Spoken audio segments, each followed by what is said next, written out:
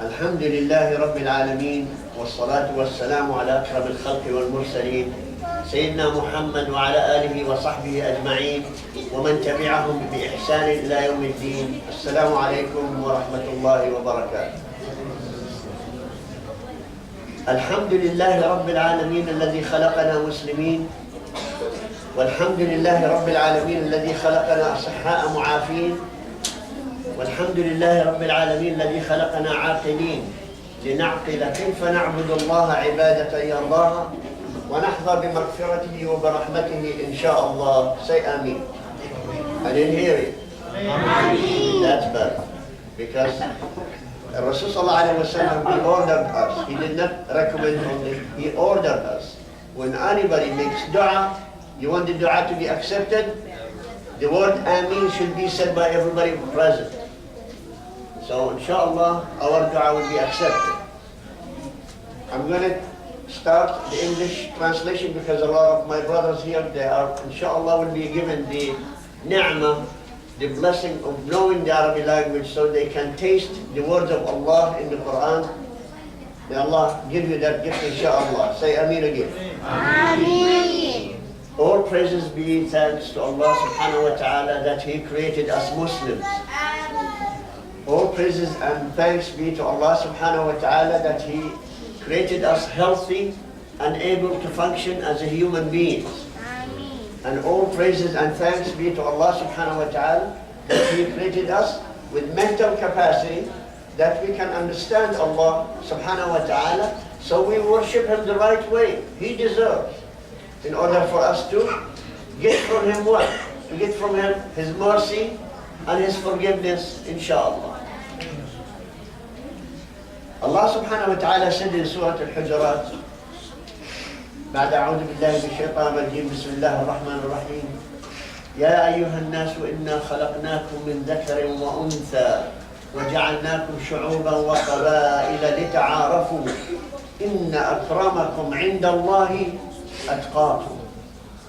صدق الله العظيم. This is the beginning of time. This is the beginning of everything. That Allah subhanahu wa ta'ala, He decided to create human beings. He did by creating one male and then gave him another female for one reason, so they can multiply and get families, tribes and nations for two reasons. One of them is as somebody else said before, that Allah created us not because He needs us. He loves us. He created us because He loves us. And the second one is to get to know each other as nations, as tribes, as people. To get to know, لِتَعَارَفُوا. So, when we get to know each other, nobody has the right to say, I am better than you. Or this nation is better than that nation. The only quality Allah is looking for, to prefer this nation over that nation, not because a nation even, individual. Allah wants to prefer one person over the other in one quality. It's called taqwa. Inna akramakum, the most noblest, the most honored, the most perfect person in the eyes of Allah is the one who has taqwa. What is taqwa? Now majority of us, we have one meaning of taqwa in their language to translate it. All of us, we know this meaning. It's called, ittaqillah means fear Allah. This is short. When you translate it really good, it is short from the original meaning. Because why? Because all of us has fear of things, phobias. I fear snakes. Do I need to worship a snake because I fear it? So don't say only. Taqwa means fearing. Taqwa has more meaning than only fear. It has three major feelings. Taqwa is first, number one, love of Allah. Second, obeying Allah. Third, fear Allah. So if you are a Muslim, why you are a Muslim? Because we love Allah. Not because we only fear Him. We're supposed to fear Him, yes, it's part of it. Because He created us. But the point is, Why do you worship something you don't know, you don't love, you don't do anything for? The only thing is, number one is because we love Him, He created us, He gave us everything we have, and He will give us everything we ask for. So the idea is, brothers and sisters, that taqwa, do not translate it only by the word fear Allah. It's one part of it. So fearing Allah, yes, it's part of taqwa. But when you obey Allah, you don't need to fear Allah. If you obey Allah, you don't need to fear Him. Because if you obey Allah, there's no reason to be afraid of. The only thing is, you're waiting to get rewarded by obeying Allah. When you are hiring somebody to work for you, what do? Do this, do this, do this, do that. If he does all the things you ask for, he's waiting for your reward. And the same for us. You obey Allah and then wait for His reward. And the reward is coming from the love of Allah. Allah loves each one of us so much, we should be proud that Allah chose you to be a Muslim. Look how many people around the world, they are not chosen to be Muslims. The only was you and me and everybody here and everybody who's worshiping Allah. We are the ones who are chosen by Allah to be Muslim. And to start, to let you know how things are going to be from now on for each one of us. First of all, Allah subhanahu wa ta'ala created the universe, everything in the universe, and nothing else left except humans. So He got everything ready, created and ready for what? For humans to start this life on earth. So when everything is ready and pleasurable, full of pleasure, Allah created Adam. Allah created Adam by asking Jibreel alayhi salam to come down to earth, bring him different kinds of soil. So He made him by His hands in Jannah, and He asked everybody, that every angels, every inhabitants of heavens and earth at the time to look, and they were amazed of the beauty of that statue of a human before Ruh was in it, before he was alive.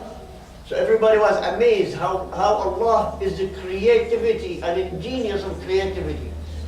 And then when Allah created Adam, He called him Adam. Anybody knows why He called him Adam? He did not call him anything else. Here is translation. In the Arabic language, as stated by Rasulullah sallallahu alaihi wasallam, the soil, the turab, the dust and the earth, in Arabic language it's called adim. Adim, the soil. When a person, he was created from adim, Allah gave him right away the name Adam. Adam, it comes from the verbal language. It's Adam, comes from adim, which is the turab, which is the dust or the earth or the soil. Now Adam was living in Jannah enjoying himself. He loved, Allah said, this is yours, enjoy it. After a while, Adam just felt alone, he needs company.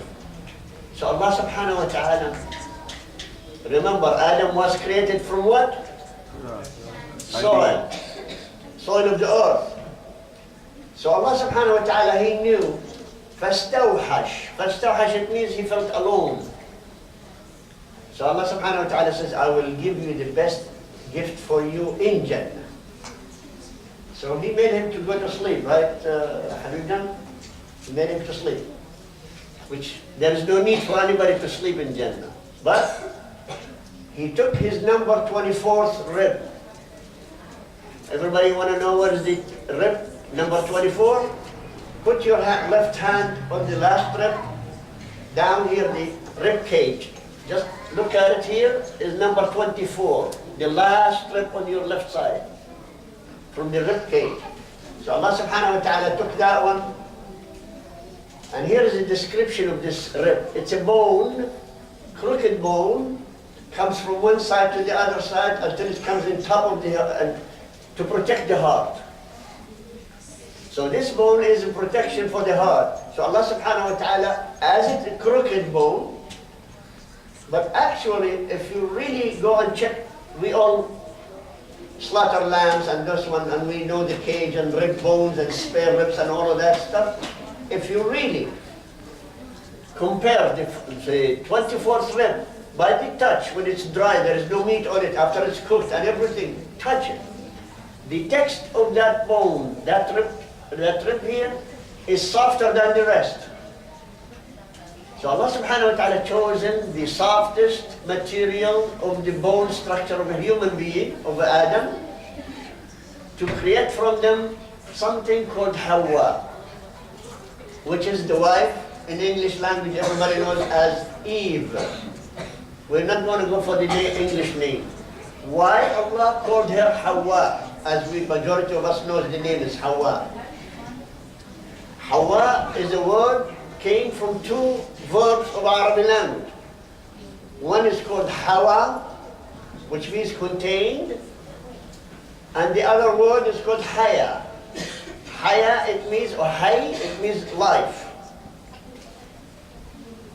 We have to know why the names to be that name. So we have to understand the mate of those names, where did it came from.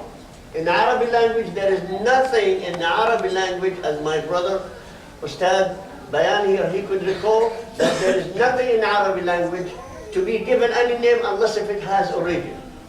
It has a meaning. It has a root word.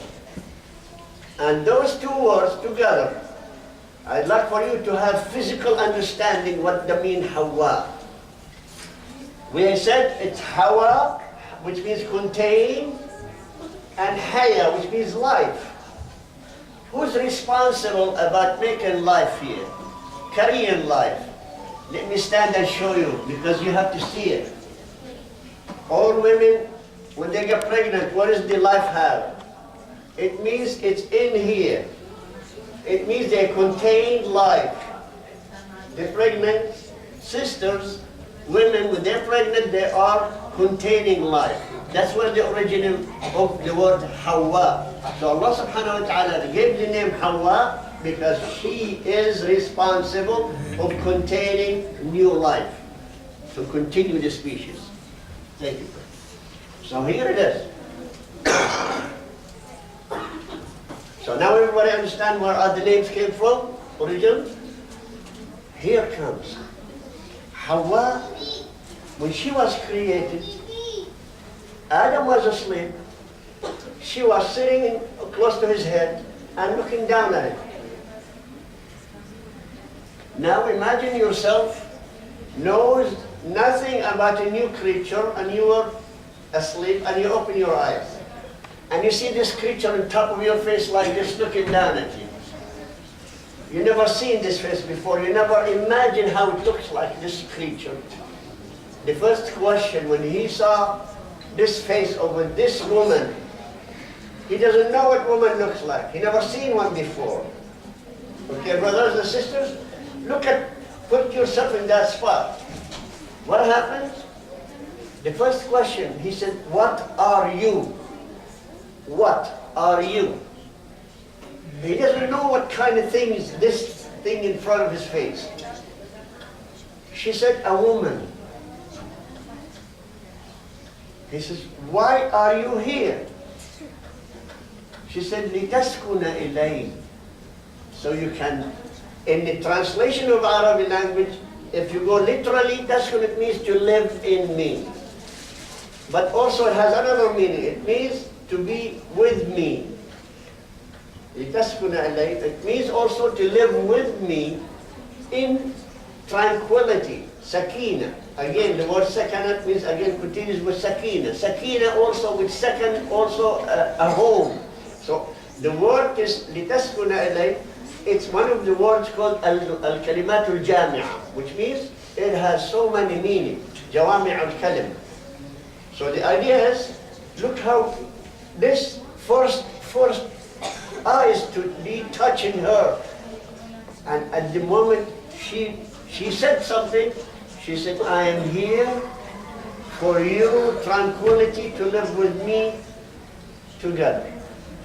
Subhanallah. Can our brothers and sisters understand what that meaning?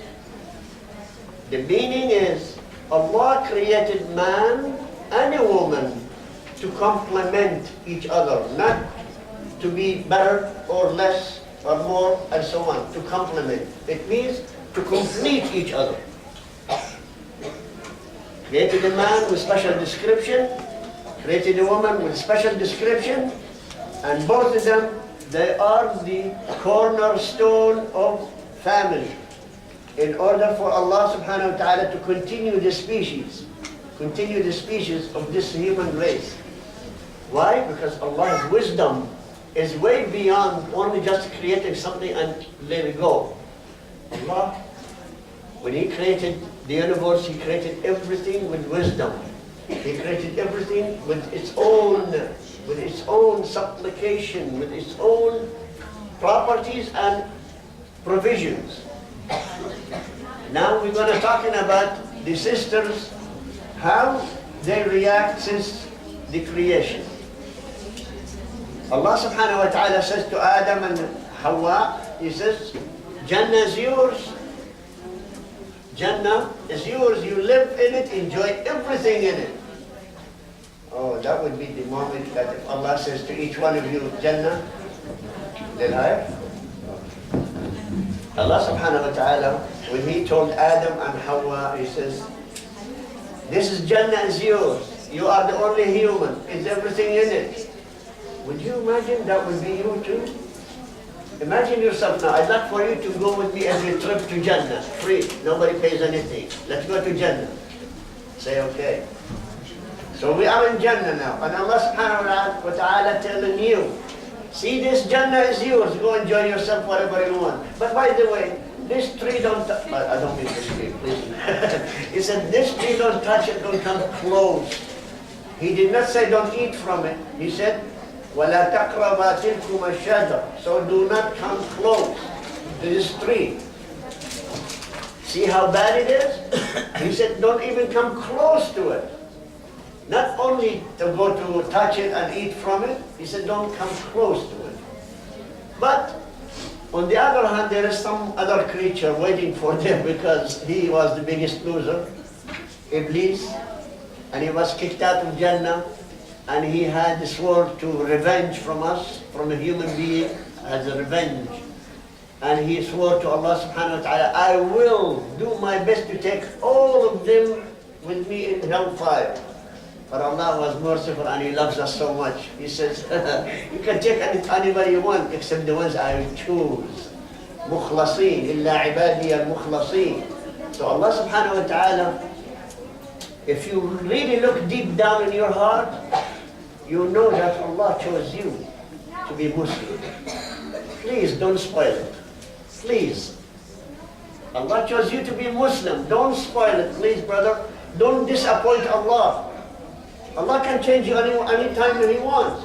But Allah chose you and me and the sisters to be Muslims. Hold on to that. Because Allah has the ability to switch you from Iman or belief to disbelief. So ask Allah to tathbeet. Tathbeet, it means to strengthen and conform and steadfast your Iman in Islam. This is my first advice to myself and to all of us brothers and sisters. Make sure to ask Allah to make tathbeet in your Iman every day. Everybody understand what I'm trying to say, brothers and sisters? Because this is serious. Rasulullah, he said, some of you, and some days, you start in the morning, you are Muslim, in the evening, you're not. Sometimes you come down at night, you wake up in the morning, you're not. So please, brothers, conform, tathbeet your Islam every day. That's the first advice for my brothers and sisters. Now, number two, we're talking about now the sister. How much Allah loves women. Allah loves all women more than men, or Allah loves men more than women? Let me see hands first. One question. Does Allah love men more than women? Let me see how many says yes. That's 1, 2, way. Okay. Now let me ask you the other question. Does Allah love women more than men? Let me see how many hands. 1, 2, 3, 4, 5, 6. Why, do you have problems with women? No. Allah loves us both the same, but He gave us more responsibility in one area. Because He knew that we are complainers. We complain a lot. Ya Allah, you give me so much. Why did you give it to them? Why didn't you give women that much? No. Allah gave you certain responsibilities because Allah knows that that's all you can do. That's all you are capable of. Now, Allah looked at the women and says, okay, I'm going to give you certain responsibilities. I'm not going to give men. Only women are going to get that responsibility. Here's number one responsibility. The name is called Ar-Rahim. Ar-Rahim. Ar-Rahim in translation into English, physical part of your body, of the body of the woman is called Ar-Rahim, which means the womb, where the babies are being born or being created.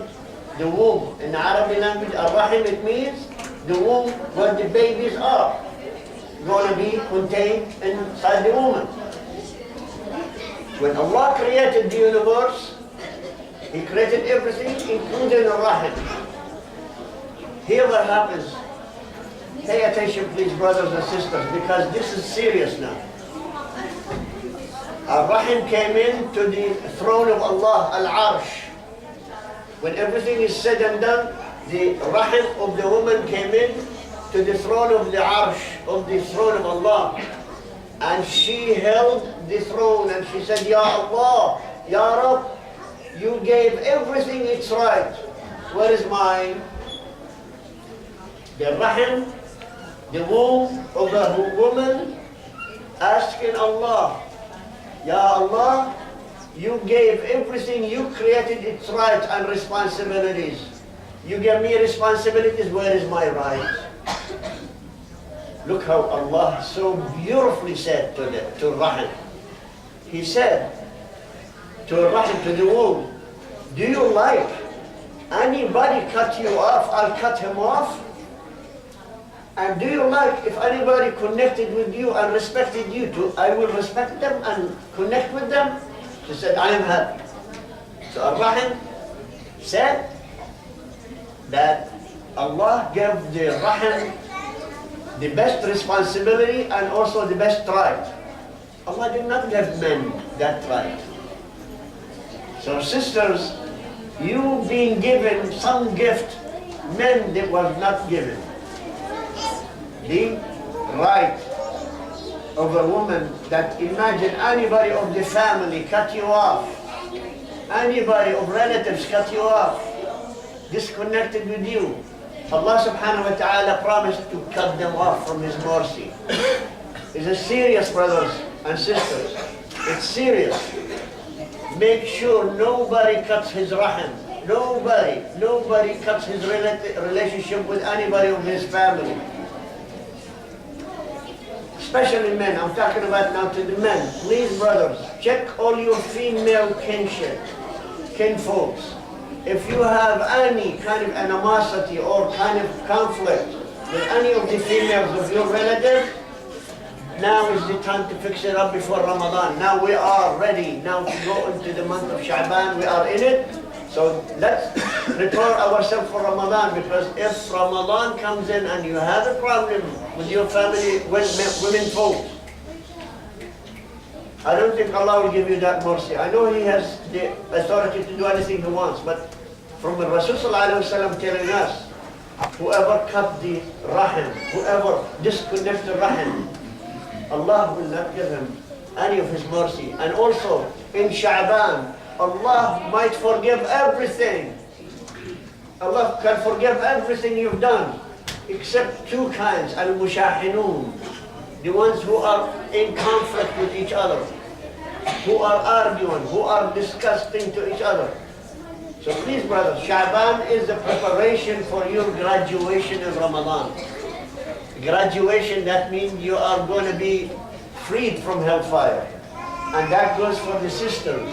Sisters, please, brothers, sisters, be the role model for all men by connecting with your family, women folk. لا تقطع الرحم. لا تقطع الرحم. إن صلة الرحم هي من صلة الله سبحانه وتعالى. So do not disconnect with your women folks, because they are part of Ar-Rahma. Ar-Rahma, the name of Allah, named himself Ar-Rahman Ar-Rahim. Where did that came from? Because the saying, he gave the name Ar-Rahim, which is the womb, part of the name of Allah, the mercy, the softness, the cleanliness of Allah is inside the Rahim. So this is number 2. Number 3, please, sisters. Allah subhanahu wa ta'ala made you soft, made you tender, made you nice, made you pleasure to look at. Imagine every human being as a male, every male on earth. We look at each other, males, we look at each other fine, it's a good. You know, we'll be pleased to see each other. But when we look at the females, a lot of things goes into our mind to transform us from one species to another. We look at them with admiration. We look at them for their beauty. We look at them for their tenderness, for their softness, for their containment. Do you have any responsibilities over men? Yes, you do. This is the question. You have a responsibility over men. How many men you are responsible of? A woman is the mother. The woman is the daughter. The woman is the wife. The woman is sister. But you are not responsible of men for protection. You are not responsible for men for funding or financing. You are not responsible for hardship working. Who is? Allah gave us more responsibility than you are. So we are more responsible about women than the women responsible about us. So sisters, be proud that Allah subhanahu wa ta'ala exempt you from so many things because you are tender, because you are soft, because you have mercy in your heart. Allah subhanahu wa ta'ala created women for so many reasons. One of them is sakina, which means to bring tranquility into the home. Second, to produce human beings, to be the custodian and the carriers, the hawa, containing life. That's their responsibility. 4, raising the new race, raising the new children. Men cannot raise children right, no matter what you tell me. Men cannot raise children right. The children are raised by women more than men. That's their responsibility. Let's go to Arabic language now. Arabic language, a young boy whose father is dead. What do we call him? In Arabic language. Yatim. This is normal. Now let me ask you, what is the name of the boy whose mother is dead? In Arabic language you call him Latim. Latim. The boy is going to hate himself because he cannot survive under his father. So, Dr. Bayan, am I right? Yatim, a boy's father is dead. Latim in Arabic language, which is worse description of a human being hitting himself. Latim from latama, it means hitting. So see, what is the greatest loss for a boy or a young child? Is when their mother is being lost. So imagine Allah gave the responsibility to raise the children properly for the sisters, for the women. One more thing, Allah gave them a break. Allah gave the sisters, the women, very good break. Which means, Allah says subhanahu wa ta'ala, because you're women, I'm not going to do this for you. I'm not going to do this to you. For men, no, you're not going to be exempted. Let's talk about salah, prayer. Men required to pray regardless if they are sick or no sick, if they are able to stand or not, even if they are on deathbed, they can pray. They have to be praying each time, even with their eyes. If they cannot move, if they cannot do it, they still have to pray. There is no exemption. Look, Allah subhanahu wa ta'ala, how much exemption, or how much breaks give to the women. Every month they have certain issue. They are not allowed to pray with that amount, with that time, period of time. Allah subhanahu wa ta'ala says you're not required to pay for them. You're not required to do compensation or qaza. They call it in your language it's qaza, or in Arabic it was qada. So the idea is, sisters, Allah loves you so much, so He gave you a break. He gave you exemption from praying. When Ramadan is there also, Allah gave you exemption from not fasting. Give you a break, but you can make up to it. You can make it up later on, but at least in Ramadan you get break. That's one. Second, if the woman has a child, she just gave birth. For 20, 30 days, 40 days, she is not even required to pray. She's not required even to fast when she is nursing a baby after birth. That's another break, because Allah loves women, loves them because He knew He gave them responsibility of containing life in their belly. You know why? Why Allah gave women? He did not give men the responsibility of being pregnant and carry women and carry life here. It was tougher. Right? Men are tougher than women. Why not carry the babies too? Anybody understand why Allah did not give men to carry the babies? For two reasons. Giving birth to a baby is the highest level of pain any human being can go through. You understand, brothers and sisters? The highest level of pain any human being could suffer is during the birth of a child. Imagine the man is giving birth to a baby. Allah knows us. Allah created us, and He knows everything about us. A man, if he suffers with pain, he hates. You and me, when we have pain, we hate. But look at the women. Women, if they got pain through birth, they love. Have you ever seen a woman, she giving birth in the middle of the pain, in the middle of crisis of pain? The moment the baby is born, put the baby in her chest here, see what happens. Look at her face. Anybody sees the love translated in any kind of face, except the woman when she gives birth. That is the pure love of a woman when she gives birth. Remember, she just been suffering the highest level of pain. Allah knows. Allah says, woman, if she feels pain, she loves. Man, if he feels pain, he hates. See how wisdom of Allah? Allah knows us. He knows we cannot stand pain, and if we have pain, then we're going to hate.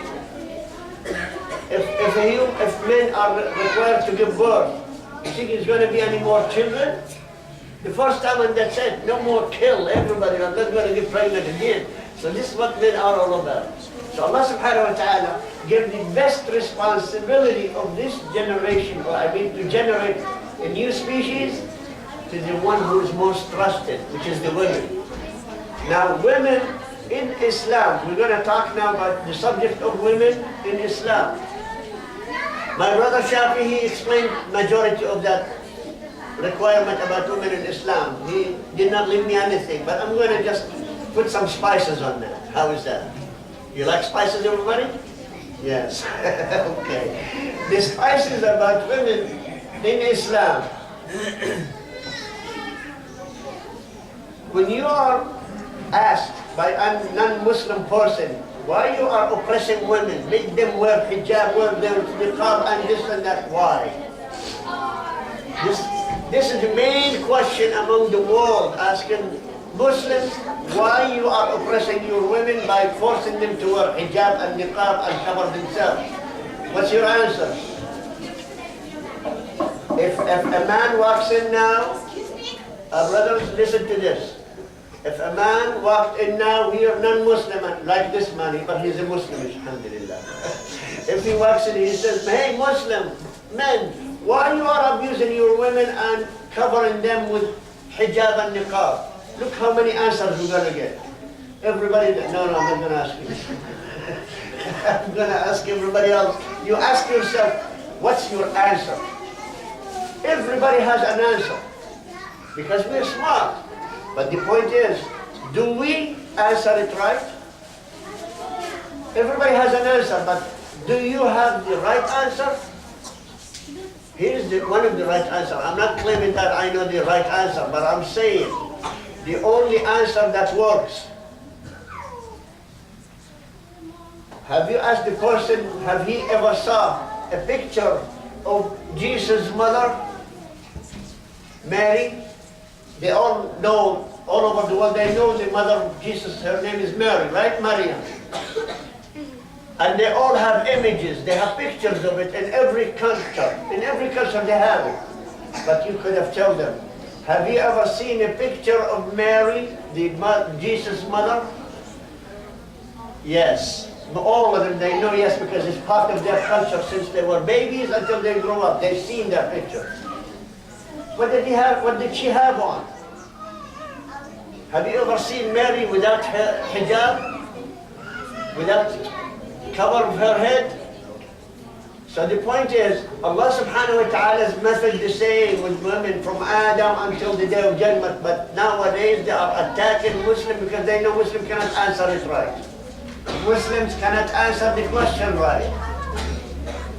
So the right answer, one of the major one that works, Allah is telling us to make our women dress like Mary. Because it's not a shame for our women to dress like Mary, because it's this code of conduct, code of dress by Allah subhanahu wa ta'ala. And I never answered this question to any of those questions from anybody, non-Muslim, asking me the same question, except they shut up. They say, oh, we didn't know that. We don't know that we are the same. So number one answer. Number two answer. Here it is. I want brothers to be ready to answer this one again with the first answer. The second answer is, why do we make them dress in a way that nobody could see them or recognize them? The question is, when you have a jewel, when you have a diamond or a pearl, and very precious, when you have a precious stone, precious metal, precious anything, do you want to put it on the table in front of your car and see everybody going back and forth to touch it? Again, let me ask you a question again. If you have a jewel, diamond, very, very expensive diamond, very precious pearl, or marjan, or any kind of precious, you want to leave it in front of the hood of your car so everybody could go and touch it and play with it?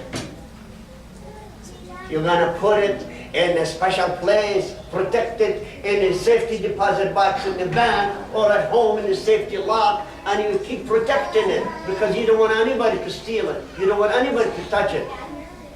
This is our women. Our women, we want to protect them because we don't want them to be touched or even exposed or even abused by anybody else. That's why our women, for us, is like a diamond. We want to protect them. That's Allah's message to all of us. Because He said about the women in Surah Al-Ahzab again, He said, we want you to cover them so they will not be harmed. كَيْ لَا يُؤْذَيْنَ. Then it means cannot be harmed. If anybody does not recognize her, how could they hurt her? But if they know her, mashallah, she is exposed and she is living here and there, so they can hurt her easy. But my point is, the response that you and me deal with our women this way. So our women, are valuable to so much. It's like the diamond, we have to protect them. And we are jealous. We cannot allow anybody to touch our women. We are jealous.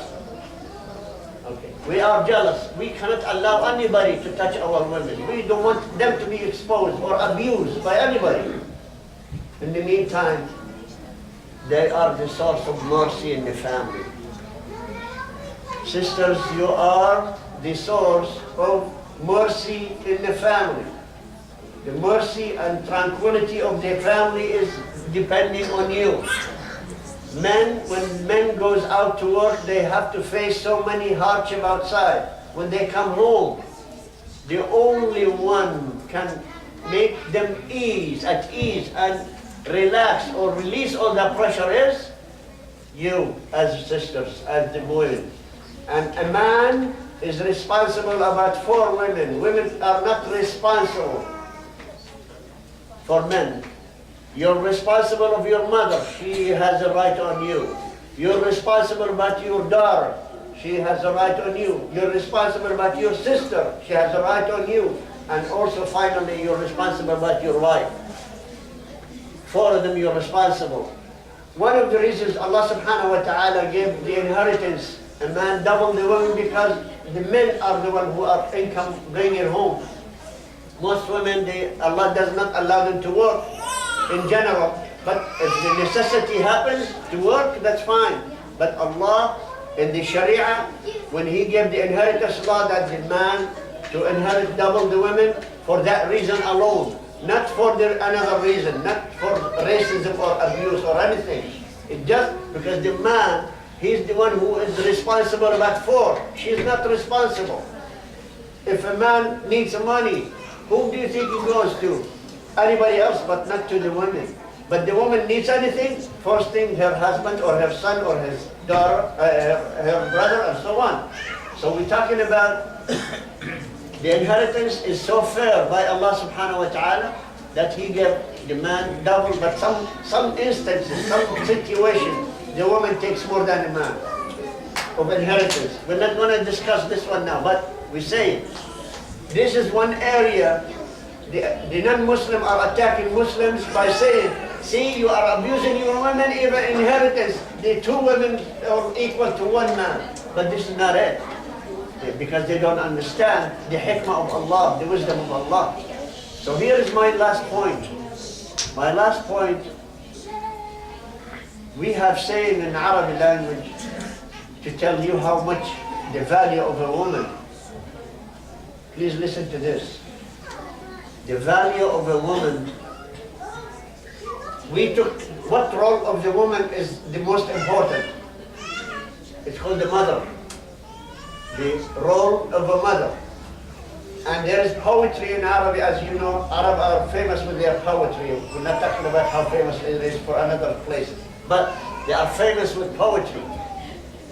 They are saying, إن الأمة مدرسة إن أعددتها أعددت شعبا طيب الأخلاق الأعراق والأخلاق. I love you, brother. See, I'm gracious. I'm grateful to my brother here always to be here to make me as a follower of his, mashallah, good insight. So the translation of this poetry says, the mother is like a school. If you prepare the school right, every generation is going to be graduated as a new nation with the best kinds of akhlaq. Akhlaq, which means manners and behavior and conduct. So I ask my sisters, if you are a mother, as my brother earlier, he said sincerity and ikhlas is number 1 before you do anything. When you make dua, have it sincerely. When you are preparing food, you are doing it sincerely. Is there anybody here find better food than their mothers? Can you find anybody in the world who cook food better than your mother? My brother. Can you find any food better than your mother's food? I like that. Let me give you. I'll give you candy because you answered the right one. There you go. MashaAllah. MashaAllah. And he said no with his head. I like that. So the idea, if we all looked at our mothers, what is the final thing Rasul Sallallahu Alaihi Wasallam told us? He told us three things, and the final things of his life. One of it, he told us, Al-Jannatu tahta aqdam al-ummahat, which means Jannah is under the feet of the mothers. Let me ask you a question. Is there any one of you who kissed the feet of your mother? I did. Come on, people, say something. Yes, mashallah, here's one more candy for you again. Hey, look, mashallah. No, not you, yes. Okay. So the idea is, alhamdulillah, that there are some Muslims, please, I'm urging you. You want to go to Jannah? Yes. No, I didn't hear you. Yes. No, I didn't hear you. Yes. Kiss your mother's feet. Kiss your dad's feet. But mothers also, because the Rasul Sallallahu Alaihi Wasallam said, Al-Jannatu tahta aqdam al-ummahat. That means kiss your mother's feet. It doesn't matter if she hits you in the face or she hits you anywhere, just kiss her feet. That's one. Second, Rasul Sallallahu Alaihi Wasallam, he mentioned something else. When all of you remember the companionship, and a person came into Rasul Sallallahu Alaihi Wasallam who has the right more than anybody else for my companionship. Man ahaqqu an-nasi bi suhbati ya Rasulullah. What did he say? He says, Ummuk, your mother. He said, okay, well, who else? He said, what? Ummuk. Then he said, okay, I know that now. Who else? He said, Ummuk. How many times? 3 times. It's not because it means, see, the translation is wrong for some people. They understood it wrong. That means I should love my mother 3 times more than my father? No. This is not the meaning. The meaning is companionship. Why? Because she worked on you more than your father for 2 reasons. One of them, she carried you and she raised you. Beside the point, whatever you've done, your father did not carry you, your father did not raise you the right way. You are responsible. So don't think the wrong information of translation of this hadith. The translation of this hadith is has the right for my companionship, not for the love. The love should be equal. Okay, brothers? The love of your mother and father the same, and this goes for the sisters. The love for your mother and father should be the same. The only thing is, who has the right more of your companionship when? During your old age too. Your companionship should be stronger when they are old. That's number 2 hadith. The third one is the final words of Rasul Sallallahu Alaihi Wasallam when he was ready to die. When he said to this ummah the last request before he died, he said, Usikum. It means, I recommend to you, do not fail me. Remember what it means. It means do not fail me. If you do any of the above things wrong, you are failing your Rasul Sallallahu Alaihi Wasallam. I hope nobody would do that. Say Ameen. He said, Usikum bis-salati wal-nisa. The number 1 is the prayer. Do not waste your prayer. Do not miss it. Do not confuse it. Do not abuse it. Do not waste it. The salah, the prayer. The second one is an-nisa. An-nisa means the women folks in your life, in your family, in everybody. That means take care of them. So your responsibility is to take care of them, to protect them, to provide for them, and to teach them. And here is what our failing is. This ummah is failing, is losing for one major reason. Wait a second. This ummah is failing and we are losing. You know why majorly? Because we do not teach our women the right stuff. We do not allow them to learn the right stuff about Islam. Islam has major role in educating the women and making them very, very equal to men in producing this ummah as Muslims, right Muslims. And finally, one woman, without her, this ummah will be vanished from the face of the earth. One woman. And that woman, her name is the wife of Rasulullah ﷺ, the mother of all believers. Her name is Salama. Because of her, on the day of Hudaybiyah, because of her, this ummah was not wiped out from the face of the earth. Are you, brother, listening? To understand the role of the woman. One woman, she was the reason of this ummah to still stay here. On the day of Hudaybiyah, when every agreement is done and written, the Rasul ﷺ ordered all the companions to make ihlal. Ihlal, it means to stop their ihram for Umrah. It means to slaughter their animals, the hadi, to slaughter the sacrifice, the qurban. And they were all emotionally excited and emotionally disgusted from the agreement, and they know it's not fair.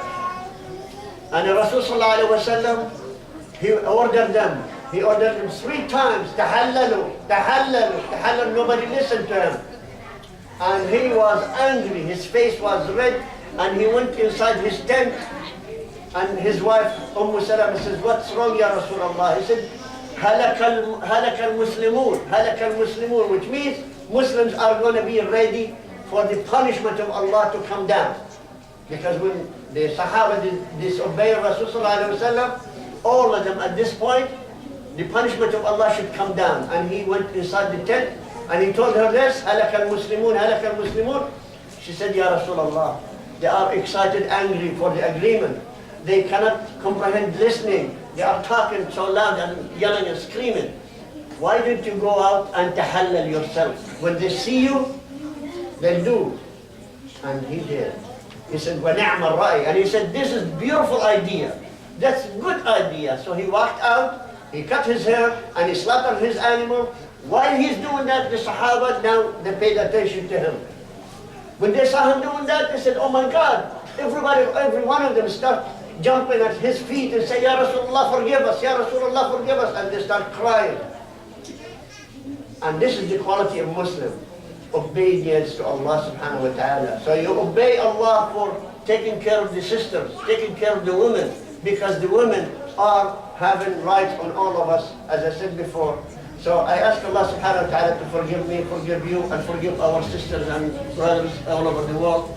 And I ask Allah subhanahu wa ta'ala to teach us and guide us the right way, to worship Him the right way, inshaAllah. Subhana rabbika rabbil izzati amma yasifun. Well, before I finish, we have Quran here, a copy for each sister. Please, I'm going to ask one of the girls to come up here, one of the beautiful girls that I love here, before the night is over, to collect their copy of Quran. And please